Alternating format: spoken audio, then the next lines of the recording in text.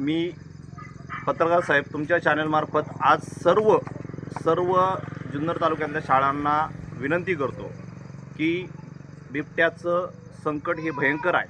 मी 2019ला सुद्धा सांगितलं होतं की 2027पर्यंत आपल्याला टू व्हीलरनी रस्त्यावरून सुद्धा फिरायला भीती वाटणार आणि ती परिस्थिती आत्ता चालू आहे. 9 ते 4:30 शाळा केल्या म्हणजे आपण ह्या सगळ्या गोष्टीतून बाहेर पडलो असं होणार नाही.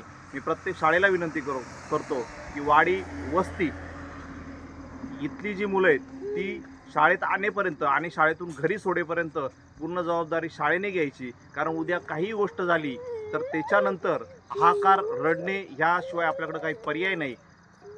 प्रशासनाने कितपत लक्ष दिले किंवा काय ही नंतरची गोष्ट आहे. मात्र आपण आपल्या मुलांची काळजी आता घेणं गरजेचं आहे. कारण ह्या सगळ्या समस्येने विराट रूप धारण केलेले आहे. जी समस्या आज जुन्नरमध्ये ती जवळजवळ महाराष्ट्रात पसरायला आता जास्त काळ राहिला नाही. मात्र तरीही मी पुन्हा सांगेल, आपल्या चॅनलमार्फत सांगतो की प्रत्येक शाळेने वाडी वस्तीवरील मुलं ही गाडीने आणून गाडीने सोडली तर त्यांच्या जीविताला धोका होणार नाही, ही मी आपल्या चॅनलच्या वतीने सर्व शाळांना विनंती करतो.